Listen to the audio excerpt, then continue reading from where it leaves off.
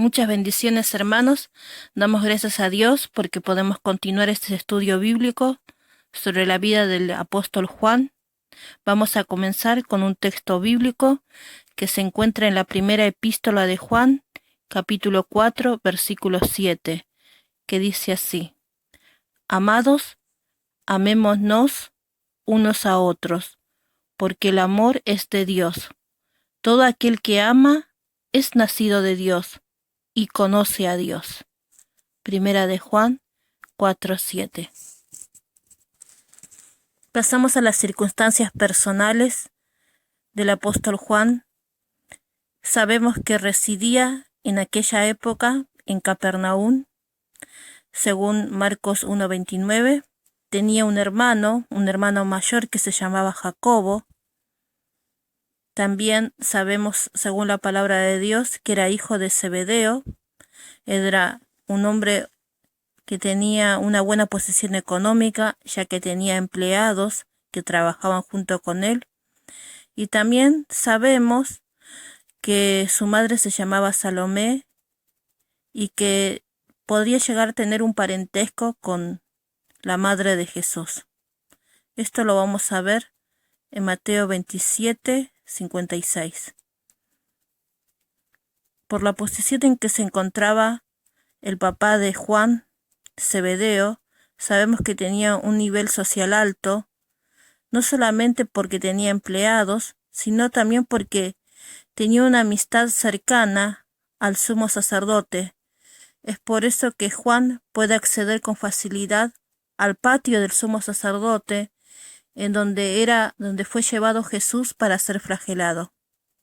Continuamos con las circunstancias personales del apóstol Juan. Sabemos que era discípulo de Juan el Bautista. En el Evangelio de Juan, capítulo 1, versículo 35, hay un acontecimiento en que dos discípulos de Juan el Bautista siguen a Jesús. Conocemos el nombre de uno de ellos, que es Andrés, hermano de Simón Pedro, pero desconocemos el nombre del otro discípulo y creemos que es Juan, porque en el Evangelio de Juan él jamás se autonombra. Simplemente cuando hace referencia a la persona del apóstol Juan, solamente dice el otro discípulo, el discípulo o el discípulo amado. En cuanto al nombre de Juan, sabemos que Juan, según la palabra de Dios, se llamaba Juan, hijo de Zebedeo. Jesús no le puso un nuevo nombre como lo hizo con Simón Pedro o como lo hizo con Leví, llamándolo Mateo, sino en cierta circunstancia específica llamó a los hermanos, que eran Juan y Jacobo, Bonerges, que significa hijo del trueno, por lo impetuoso que era la personalidad de los dos y lo parecido que eran en cuanto a temperamento. A pesar de que Jesús no le puso un nuevo nombre, según el Evangelio, sabemos que Juan se autodenominó como el discípulo amado. Siempre cuando se hacía referencia a él, se llamaba como el discípulo amado. Y según la tradición, a Juan lo conocen como el apóstol del amor. Aún en las cartas que escribe, él no pronuncia su nombre. No dice Juan, escribe esta carta, sino que él se llama a sí mismo como el anciano, porque ya era una persona de avanzada edad. Solamente en el Apocalipsis, en el libro del Apocalipsis, vamos a ver que él se autodomina como que el que escribe esa carta es Juan.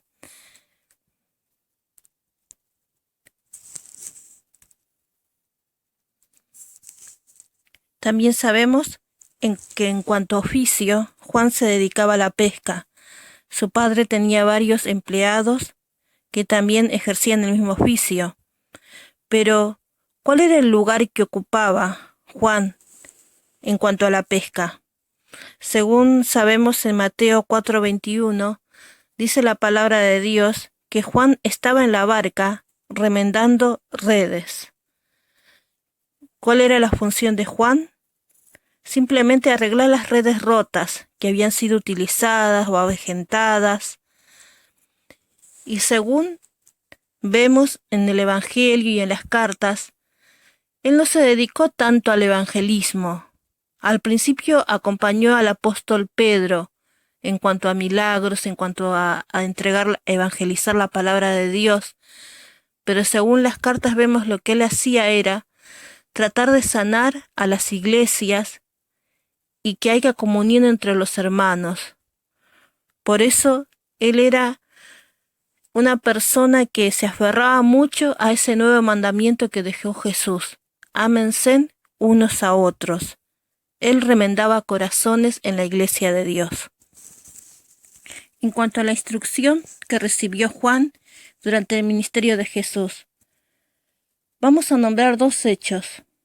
Dice que cierta vez Jesús tenía que pasar por Samaria y los samaritanos no se lo permitieron. Entonces, en ese instante se enojaron tanto Jacobo como Juan, que le pidieron a Jesús que baje fuego del cielo y los consuma a los samaritanos. Con este hecho podemos ver en la vida de Juan que era una persona muy impulsiva y extremista, ¿no? Si no amaban a Dios, debían ser muertos. Pero, ¿cómo estas personalidades tan extremistas y impulsivas pudieron cambiar y, como decíamos anteriormente, luego llamarse el apóstol del amor? Solamente a través del Espíritu Santo, él pudo encontrar esa paz en el amor de Cristo. Él fue quien escribió ese texto muy conocido de Dios es amor. Se dice que si juntamos los 5 libros que Juan escribió, utilizó la palabra amor 80 veces, por lo cual para el apóstol Juan el amor y el amarse unos a otros era lo más importante. También otro hecho que sabemos es que tanto Juan como Jacobo le pidieron a su mamá para ocupar los primeros puestos, el de estar sentados a la diestra y a la siniestra de Jesús. Y esta petición, ¿no?, de ocupar los primeros lugares es tener una posición arrogante.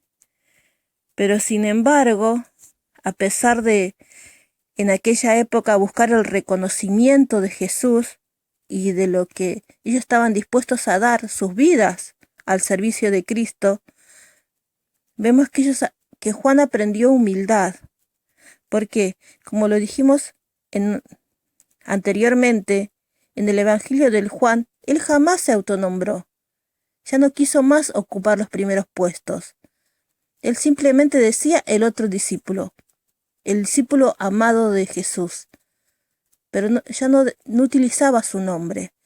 Vamos a ver cómo Pablo muchas veces tiene que, en sus cartas, nombrar y poner peso, ¿no? Pablo, siervo de Jesucristo, pero Juan no. Ya sabía el lugar que él ocupaba en la iglesia de Dios, y simplemente se llamaba el anciano, el discípulo, y a la iglesia le llamaba hijitos, amados míos. Vemos que ese espíritu arrogante que tenía en un principio, queriendo ocupar uno de los primeros puestos junto con Jesús, ahora no, se da cuenta que su lugar está en el servicio, en dar a los demás. Las metas que Juan alcanza. Sabemos que en el libro de los Hechos, capítulo 1, Juan espera el Pentecostés, el bautismo del Espíritu Santo, y su vida es transformada. Junto con el apóstol Pedro, realizan muchos milagros, llevan la palabra de Dios a diferentes lugares como en Samaria. Todo esto lo podemos encontrar en los primeros 10 capítulos del libro de los Hechos. También sabemos que Juan escribe 5 libros del Nuevo Testamento. El Evangelio de Juan es un evangelio muy diferente. Hoy en día al Evangelio de Juan se lo conoce como el Evangelio universal.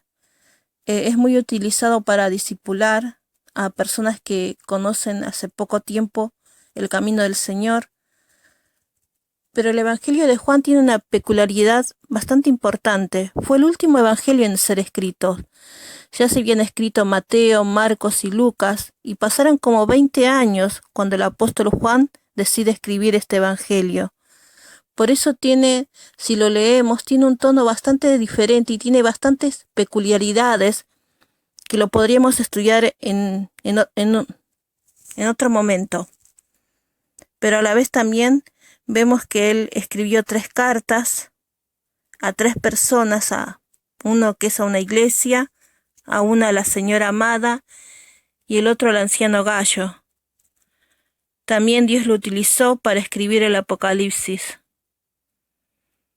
Lo que sabemos, según la historia de la iglesia, que ministró en la iglesia de Éfeso, la iglesia que había sido plantada por el apóstol Pablo como pastor. Ya era de muy avanzada edad y hasta los últimos de sus días se quedó en aquella iglesia de Éfeso. Pero también sabemos que entre medio de eso, la iglesia de Dios es perseguida y Juan es desterrado en la isla de Patmo. Pasa un tiempo de muchas dificultades, de varios sufrimientos, de tener que vivir entre medio de piedras, de tener que pasar hambre. Pero a pesar de todo esto, él sigue amando a Dios y Dios no permite que se le quite la vida. Según sabemos la historia de la iglesia y no la Biblia, sino por otros libros, fuentes externas, que el apóstol Juan murió de muy avanzada edad y que muchas veces debían acompañarlo de la casa a la iglesia porque ya se encontraba muy débil. Vamos a terminar con este texto bíblico que dice así: Amados, amémonos unos a otros, porque el amor es de Dios. Todo aquel que ama es nacido de Dios y conoce a Dios. Si hay 2 aspectos que tenemos que aprender sobre la vida de Juan, la primera de ellas es que él se sintió amado por Dios. A pesar de la personalidad que tenía Juan, que en un principio era tenaz, arrogante, impulsivo, extremista, ¿no? Con poca humildad, pero sin embargo Jesús lo amó. Dice que tenían una relación muy especial con el Señor, a tal punto que Juan muchas veces ponía su cabeza en el hombro de Jesús. Había una cercanía muy especial, porque él sinceramente se sentía amado por Jesús. Según nos dicen los libros de la historia, que Juan cuando ya era muy ancianito, siempre exhortaba con esta misma enseñanza al pueblo de Dios, y siempre les repetía: hijitos, ámense los unos a los otros. Oportunidad que tenía les repetía lo mismo: hijitos, ámense los unos a los otros. Y cierta vez le preguntaron por qué les repetía tantas veces esto.